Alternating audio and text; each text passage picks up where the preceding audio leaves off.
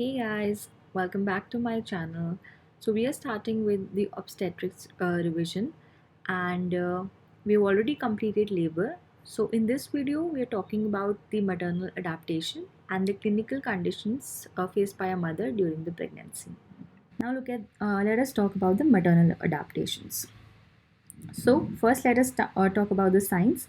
The Goodell sign, it is the softening of cervix, which is the earliest and seen at 6 weeks.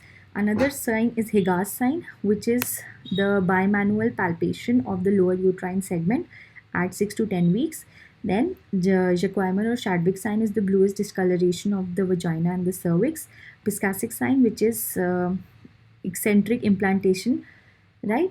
Then Osiander sign causing lateral fornix pulsations. Then Palmer sign, which is the regular rhythmic contraction. All these signs are seen at 8 weeks. Then at 12 weeks, the uterus is at the pubic symphysis. 22 weeks, it is at the level of umbilicus, and at 36 week, it is at the level of symphysis sternum.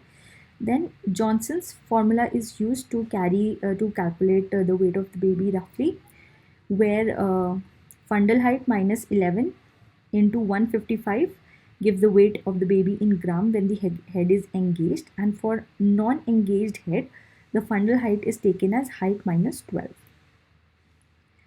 All right, then breast, it starts secreting colostrum at 12 weeks, right? The fat content is due to insulin, is due to estrogen, and alveolar hypertrophy is due to progesterone, estrogen, and prolactin.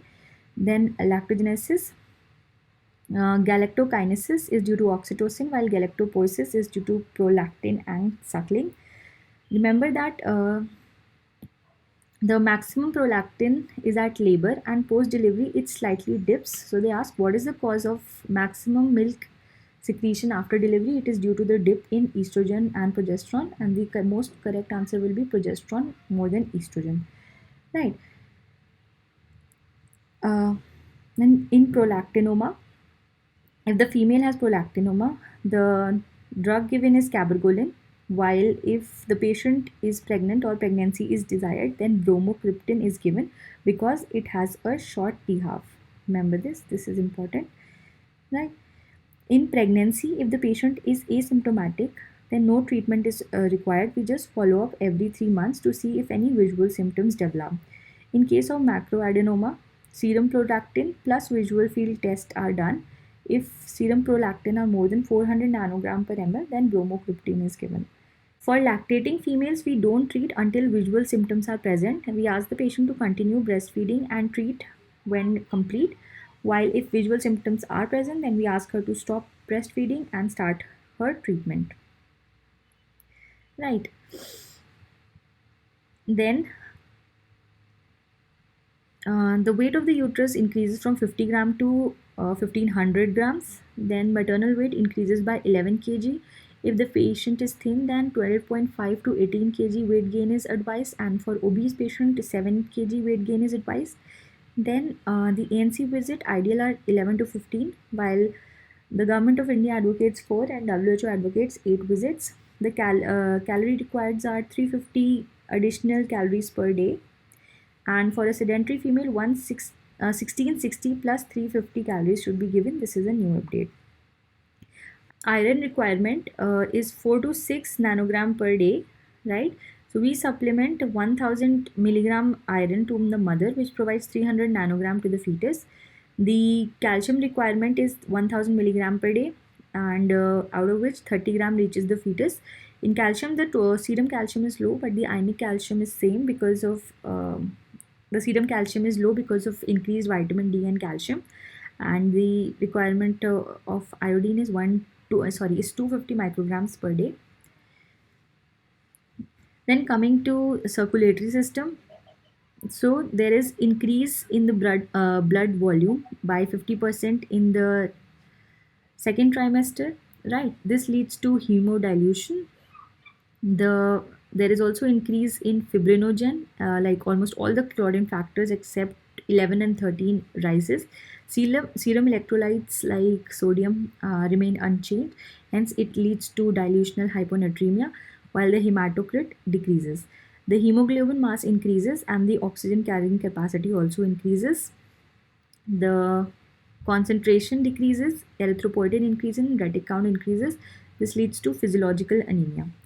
Then WBC is 1500, which is normal, and physiological neutrophilia is present, and eosinophilia is also present. Benign gestational thrombocytopenia, that is the platelet is low normal. The globulin is raised while albumin is decreased, so the ratio falls to 1:1. Then iron is decreased except TIBC and transferrin saturation. So what is anemia? Right. In pregnancy, there is microcytic hypochromic anemia. It is defined as hemoglobin less than 11, severe is less than 7, and very severe is less than 4. Serum ferritin is most sensitive indicator. MCHC is the most sensitive RBC index, and there will be an increase in the erythropoietin. Right. How do we manage it? This is very important for mild or moderate anemia. If the gestational age is less than 34 weeks, we give 2 pills per day and check hemoglobin after 3 weeks. There should be 0.7 gram per week rise. If the gestational age is more than 34 weeks, we go in for parenteral iron, that is iron sucrose is given, where 1 ml contains 20 milligram of elemental iron. To calculate the dose, it is given by this formula, which is 2.3 into weight multiplied by hemoglobin deficit plus 500. In cases of severe anemia, if the hemoglobin is less than 5, blood transfusion is done, while if it is between 5 to 7, then we again have to check the gestational age. Less than 34 weeks, we get parenteral iron, and if the gestational age is more than 34 weeks, then again blood transfusion is done. Right. Before doing this, Neistroff test should also be done, because it will indicate thalassemia, which will again require blood transfusion. Other conditions for which blood transfusion is done: if anemia is present with congestive heart failure, hemoglobin less than 5, we've already studied, and hemoglobin less than 7 with gestational age more than 34 weeks. Right. Next is the cardiovascular system. So the cardiac output increases by 20%, the heart rate by 20%, while there is a fall in BP 10% by 34 weeks. Right, remember there is decrease in both diastolic and systolic BP, but the fall in diastolic BP is more than systolic BP. Right, it is maximally seen in the second trimester, and when the female lies supine, she suffers from breathlessness, which is known as supine hypotension syndrome. Then the cardiac output maximum, it is in immediate postpartum period, followed by second stage of labor, followed by 32 weeks. Right, this is very important. And the stroke volume increases, the peripheral resistance decreases, which is because of progesterone, as it causes smooth muscle relaxation. Then on ECG, we see a left axis deviation with an apparent cardiomegaly, loud S1, S3, ejection systolic murmur less than 3/6, continuous murmur, and unchanged JVP. They are all physiological. Right. Now let us briefly see heart disease in pregnancy. So there is progressive dyspnea, PND, hemoptysis, chest pain, increase in JVP if the murmur is of grade more than 3 or a diastolic murmur, then it is pathological. S4 is always pathological. A split S2 which is persistent is pathological. Right. Most common cause of heart disease is mitral stenosis, and like RHD is more common than the congenital heart disease. The most common congenital heart disease is ASD, while the most common valvular CHD is MVP. Right.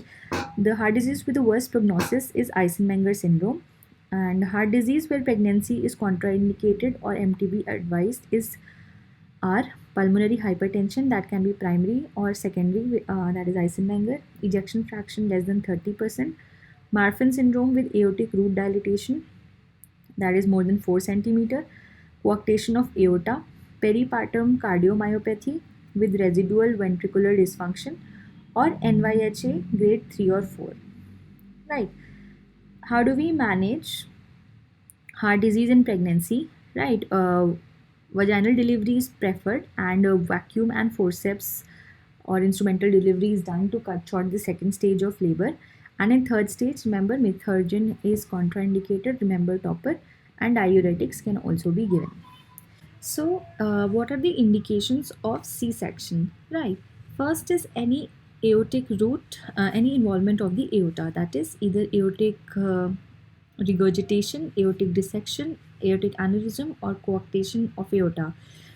We just studied that if aortic root dilation with marfans or in coarctation of aorta is there, then we advise the patient to undergo MTP or pregnancy is contraindicated. But suppose if the female becomes pregnant and she is suffering from these conditions and she also does not give consent for the medical termination of pregnancy, then what do? We go in for C-section rather than a vaginal delivery. All right. What are the other indications? If there is any history of recent MI or heart failure, then if the patient is on warfarin within 2 weeks of labor, right?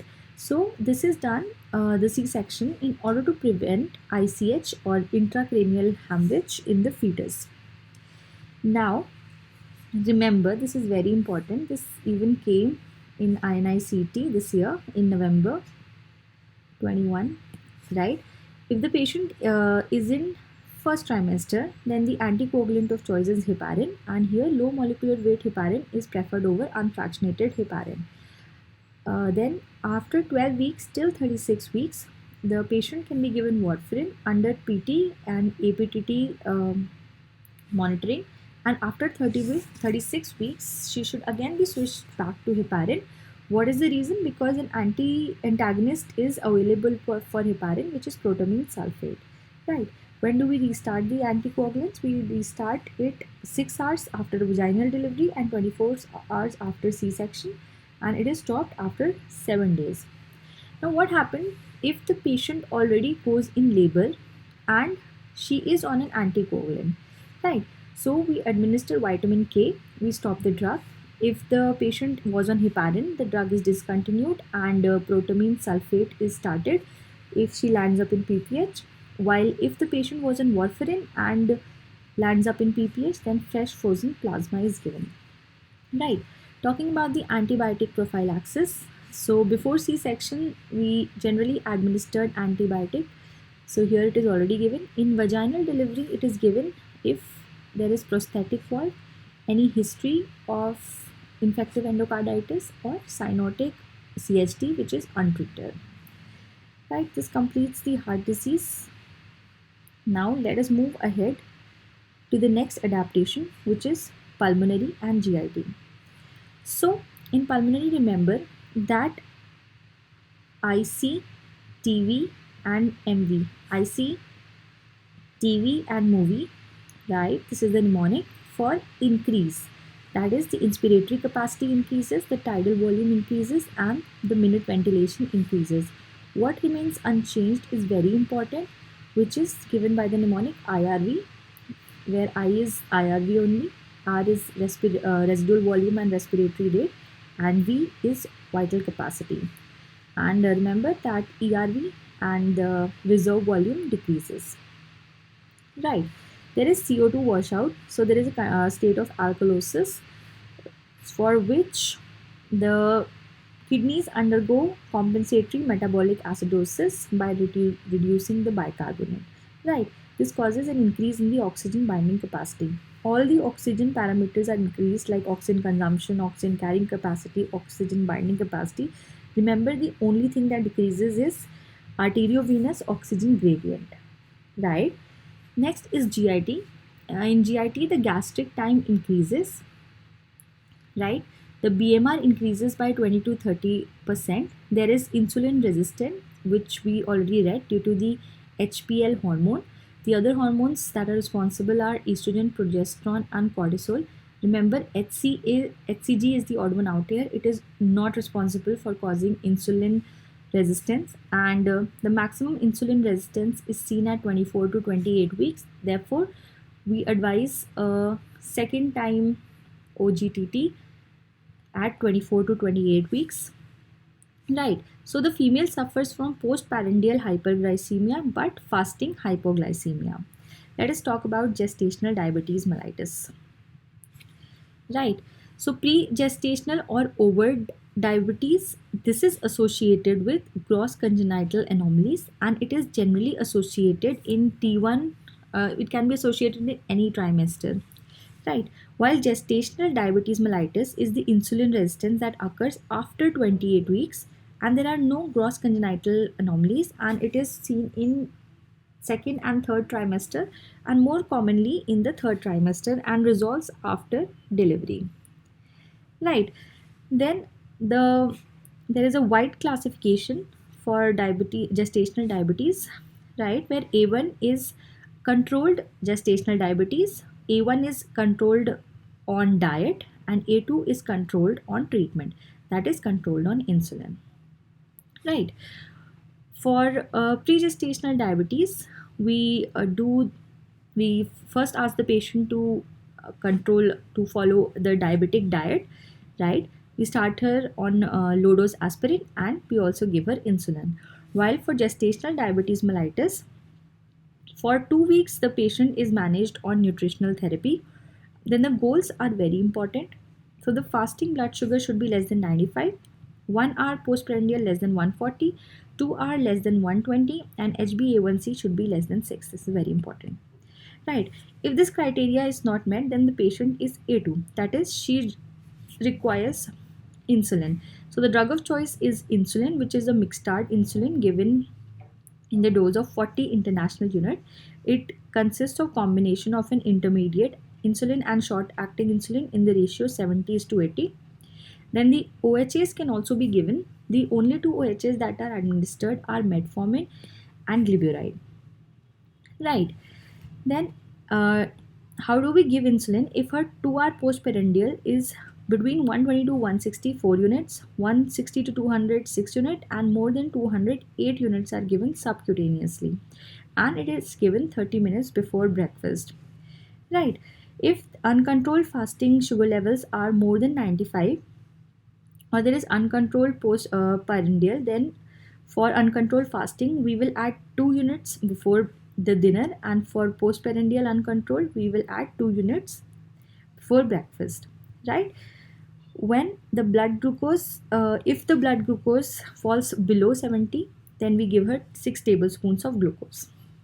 For diagnosis, there is DIPSI criteria and ADA criteria. Now we do not follow the American Diabetic Association criteria.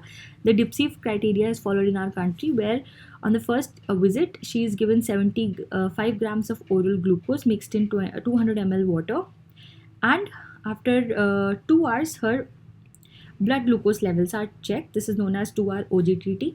If it is more than 140, it is gestational diabetes mellitus, while if the value is more than 200, it is overt diabetes, right? At 24 to 28 weeks, we repeat, and if the female visits us later, like at 20 weeks, then remember the minimum gap between two tests should be at least 4 weeks. The ADA criteria is FPS more than 126, random more than 200, and HbA1c more than 2.5. Now we remember we studied that the pre-gestational overt diabetes, that is the one that is associated with gross congenital anomalies. So the most common gross congenital anomaly is cardiovascular more than CNS, right? But if they ask not the group but what one disease, then we can say that neural tube defect is more common than VSD, right? But if they ask in group, then cardiovascular disorders are more common than neurovascular disorder. Most common CVS is VSD, while most specific is TGA, that is transposition of great arteries, while the most specific overall is sacral agenesis, right? Then the investigations are done, the investigation that are done to predict that HbA1c, while they are detected by TVS, that is the anomaly scan, which is done at 18 to 20 weeks. The first abnormality or the first anomaly that can be identified is anencephaly. It can be seen as early as 10 weeks, where we can see the frog eye sign or the Mickey Mouse face sign, right? It is most commonly associated with female. The recurrence is 5%. These are all questions they can be asked. Then what happens is that there is adrenal hypoplasia, which leads to decreased DHES, that causes decrease in estrogen and a post-dated pregnancy. Then the most common presentation in anencephaly is the face presentation, and there is polyhydramnios, so it can also lead to preterm labor, right? There is increase in alpha fetoprotein, but the most specific marker, if they ask, it will be ACE, ACH esterase, right? Now, what they ask is the condition in which maternal serum AFP is raised. There are a lot of conditions like neural tube defect, abdominal wall defect like gastroschisis, omphalocele, incorrect dating, etc. But what is important is to remember the conditions where the serum alpha fetoprotein is reduced. So first is trisomies, then fetal demise, incorrect gestational dating, GTN, obesity, abortion, and diabetes. This is very important. So conditions where maternal serum AFP are reduced are trisomy 21, 28, fetal demise, GTN, obesity, abortion, and diabetes. Right. Now let us talk about the complications of gestational diabetes. In mother, there can be asymptomatic bacteriuria which leads to preterm labor. Therefore, any kind of bacteriuria should be treated. PIH, polyhydramnios, which again leads to preterm labor or premature rupture of membranes, abruption or postpartum hemorrhage, right? Then in 50% cases, there can be diabetes mellitus post-pregnancy as well. All right. In fetal, the complications are hypoglycemia, respiratory distress syndrome, macrosomia. So macrosomia is big head. This can lead to shoulder dystocia, which is very important. The management of shoulder dystocia. It is defined as shoulder not delivered within 1 minute of delivery of head, and the baby appears to be like a turtle which has come out of its shell. So it is also known as turtle sign. We manage it by this mnemonic helper. So first call for help, perform episiotomy, then the leg maneuver, which is Robert's maneuver, right? Suprapubic pressure is applied, then enter and rotate maneuvers, which are Wood's corkscrew and Rubin's maneuver, then posterior arm removal. If that also does not work, we ask the patient to roll on all four limbs, which is called the Gaskin maneuver. And still, if shoulder is not delivered, then we deposit the head inside and go in for a C-section. This is known as Zavanelli maneuver. Right. Other complications are IUD, stillbirths. In neonate, there can be decreased calcium, decreased magnesium, decreased potassium, increase in bilirubin, then polycythemia causing hyperviscosity, respiratory distress syndrome, right? HOCM and IUGR. Right. Remember, in maternal, the polyhydramnios is associated with coagulopathy and PIH, while there can also be oligohydramnios. If it is present, then it is usually associated with IUGR. Right. Most common is macrosomia, but IUGR can also be seen. That can lead to oligohydramnios. Remember this. Right.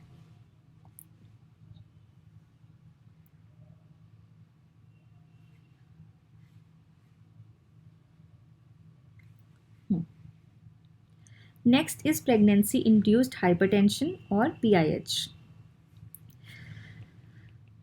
Right. So it is defined as blood pressure more than 140/80 on 2 occasions 4 hours apart. Right.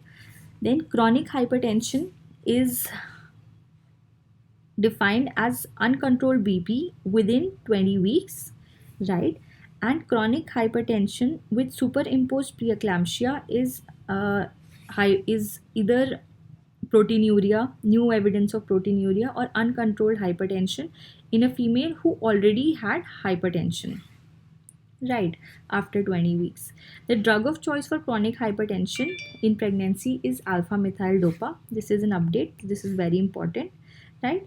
The drugs which are contraindicated are ACE inhibitors, diuretics, atosiban, diazoxide. Yeah, remember, ACE inhibitors are not given because it leads to oligohydramnios. Now, pregnancy-induced hypertension, it is defined as rise in BP after 20 weeks, right? The most common cause, or it is due to incomplete trophoblastic invasion, and it revolves by 12 weeks. Then it is further of two types: gestational hypertension, where there is just elevation of BP without any evidence of proteinuria or end organ damage. While second is preeclampsia, which is associated with proteinuria more than 300 milligram per day, and the dipstick showing more than or equal to 2 plus. Then mild preeclampsia is when BP is more than 140/90, and severe is when BP is more than 160/110 with signs of end organ damage. For mild preeclampsia, if the BP, remember this is a very important point, I have made this mistake a lot. We start the treatment when the BP is more than 150/100 on two occasions. Then we start her on antihypertensives, and with the termination of pregnancy is done at 37 weeks. So persistently high blood pressure more than 150/100 is an indication for starting antihypertensives in mild preeclampsia. In severe eclampsia, the drug of choice is labetalol, although safest drug is methyl dopa. And here the termination of pregnancy is done by 34 weeks. We can also give other drugs like hydralazine, and for refractory cases, sodium nitroprusside can be given.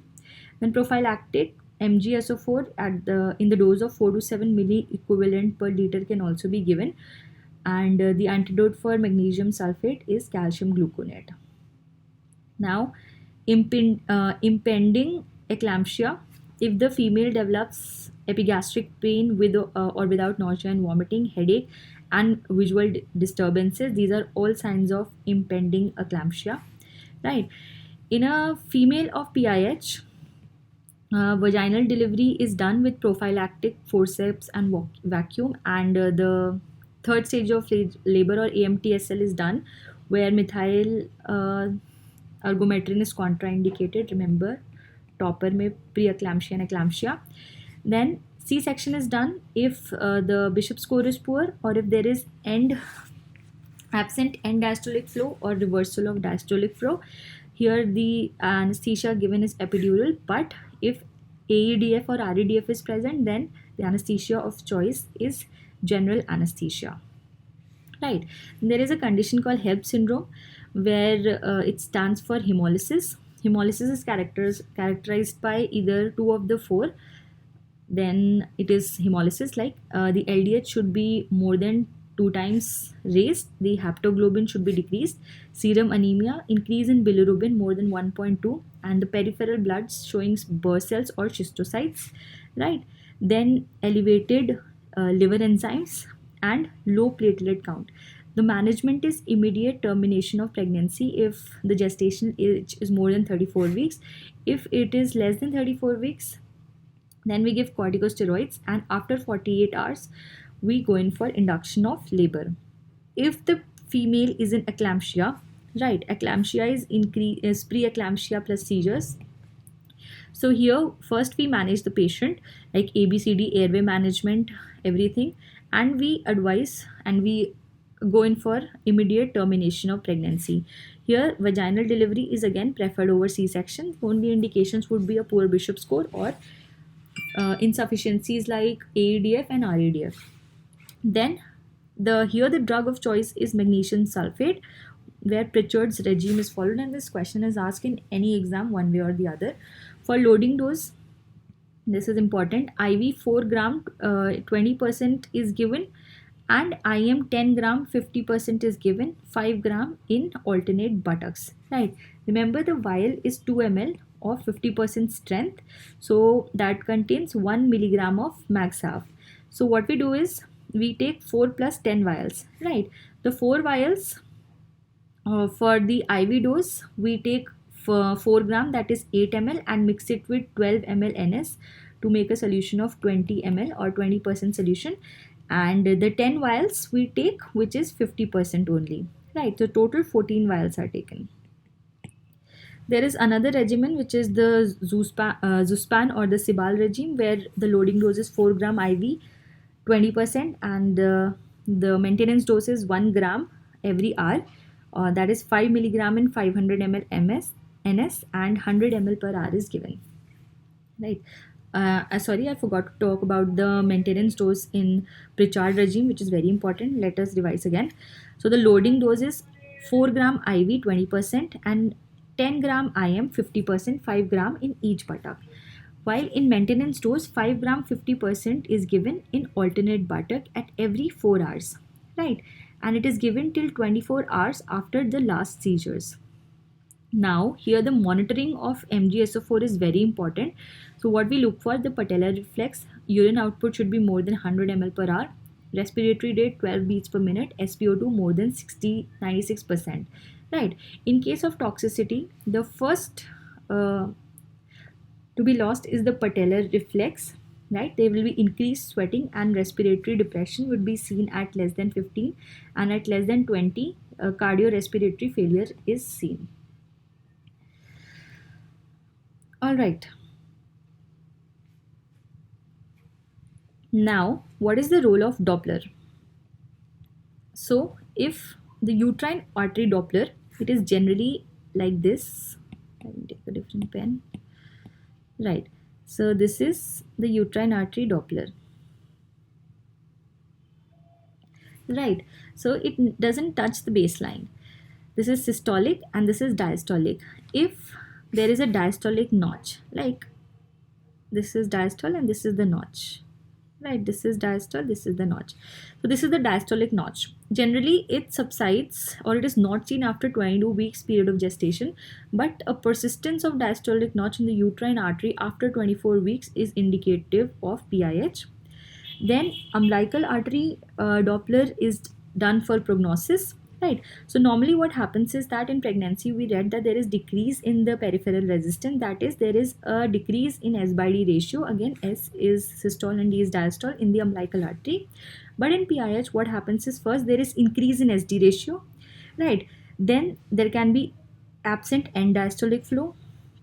What is absent end diastolic flow? This is the umbilical artery Doppler, right? Normal. Absent end diastolic flow would be this. It touches the baseline.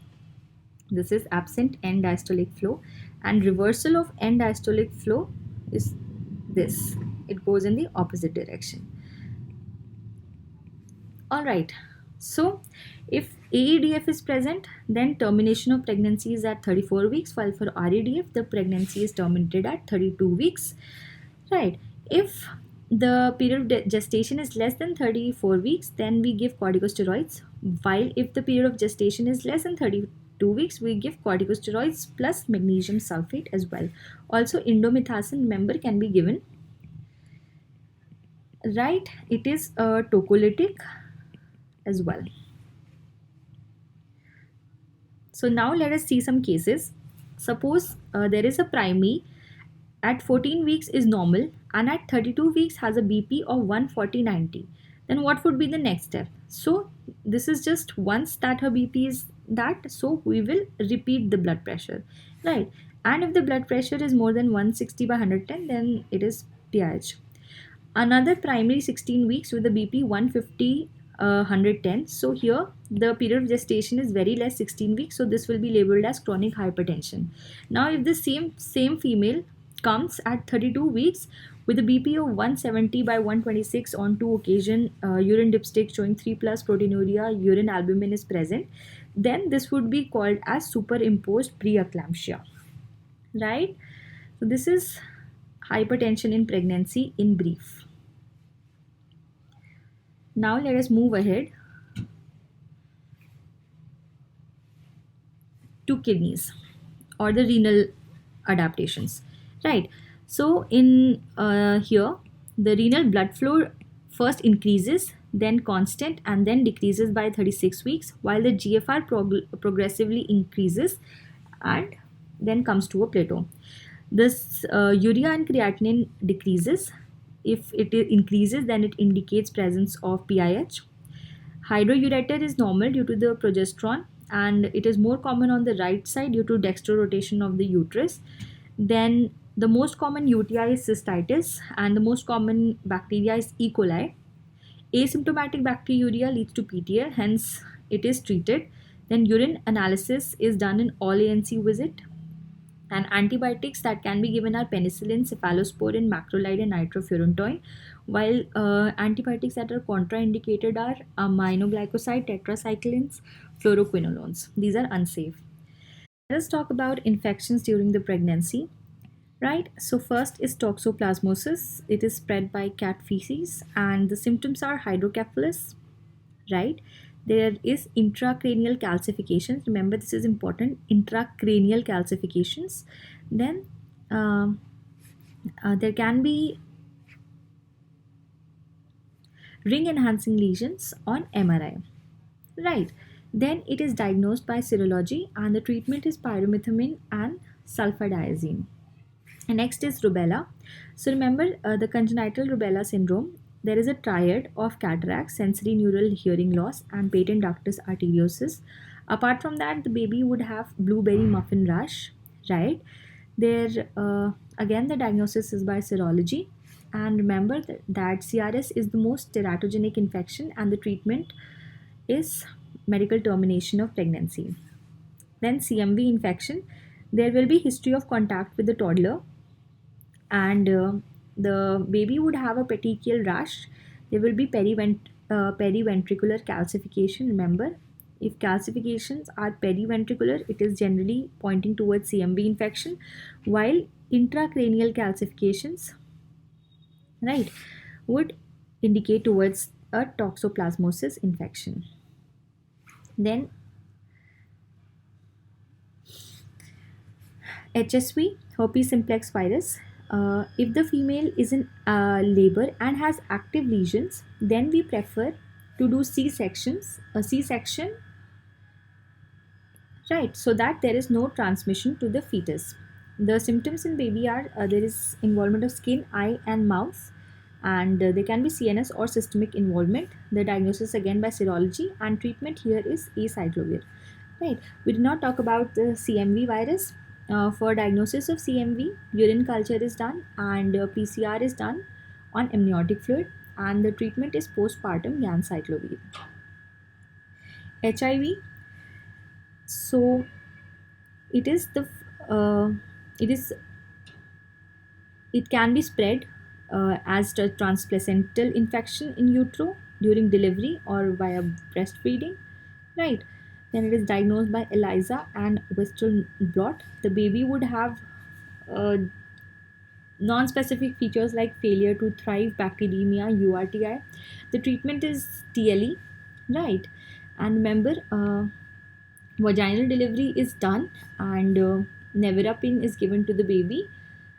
And if the female is already on nevirapine, then zidovudine can also be given. In syphilis, there are a lot of conditions, that is maculopapular rash, lymphadenopathy, right, hepatomegaly, snuffles, which is rhinitis, osteitis. In late syphilis, there can be saber shin, saddle nose, CNS involvement, Hutchinson triad, which is peg shaped central incisor, deafness, and interstitial keratitis. The diagnosis by diagram microscopy, VDRL, or an RPR, or FDA ABS, and the drug of choice is penicillin. Then Parvo B19. Here there will be history of contact with school going children, right? History of contact with toddlers would be CNCMV, while with school going would be parvovirus. There is slap cheek appearance, reticular rash, polyhydramnios, right? We already read this, and non-immune hydrops. Then Zika virus, it is spread through mosquito bite, and there will be TIM1 and TAM cells, right? If the question mentioned, then remember the answer would be Zika virus. The child would have microcephaly, lysencephaly, which is a smooth cerebrum, and contractures can also be present. Then varicella zoster virus. So, right, congenital varicella syndrome is maximum when it is spread between 13 to 20 weeks. There can be cutaneous scars, limb deformities, microcephaly, and cerebral palsy. There will be IgG antibodies which will help in making the diagnosis. If IgG are absent in the mother, we give immunoglobulin. Otherwise, the treatment is with acyclovir. The neonatal varicella syndrome, it is said when it transmits to the baby 5 days before or 2 days after delivery. The neonate has rash, hepatitis, and pneumonitis. Remember, herpes zoster, mumps, measles, and COVID-19. These are non-teratogenic viruses, right? Our final topic for this is Rh negative pregnancy. So here, remember that only if the husband is Rh positive, then we go for the follow-up. Otherwise, there is no risk to the fetus and no diagnostic workup is required. So first, the test that is done is indirect Coombs test. If it is negative, this means there is no feto-maternal hemorrhage, right? So here antepartum anti-D is given at 28 weeks and termination of pregnancy can be done at 40 weeks. Just in third trimester of pregnancy, no methergine should be given, right? So remember that 30 microgram of anti-D would neutralize 30 ml of fetal blood or 15 ml of fetal RBCs. Beyond that, the value of anti-D needs to be calculated, which is done by Klein-Hor-Bethke test, right? And what are the indication for administering anti-D? It is when trauma at 28 weeks, post delivery within 72 hours up to 28 days, and if some instrumental or some procedure is done that has a risk of feto-maternal hemorrhage, right? Now if the indirect Coombs test comes positive, we look at the antibody titer. If the titer is more than 1.6, we call it a critical titer. So let us first talk about if it hasn't reached critical titer, then what do? We just monitor with ICT every 2 to 4 weeks, and we also perform a USG Doppler every 4 weekly. While if the titer is raised, that is more than 1:16, that means the fetal there is presence of fetal anemia, which is diagnosed by MCA Doppler, where PSV is calculated. If it is less than 1.5 MOM, we monitor every week and the pregnancy is terminated at 37 weeks. While if it is more than 1.5 MOM, then after 34 weeks, the fetus is delivered. While if the POG is less than 34 weeks, then we can go in for intrauterine transfusion. Right, hydrops. So there is severe anemia that if it is less than 34 weeks, we will definitely go in for intrauterine transfusions, and after 34 weeks we will deliver. The most common cause of death is CHF. We've already done immune hydrops is Rh negative pregnancy, and non-immune, the most common cause is uh, and the most common infection is parvo, right? The first sign is skin edema. There can be scalp edema as well, which is the halo sign. So that completes our adaptations and some maternal conditioning norms.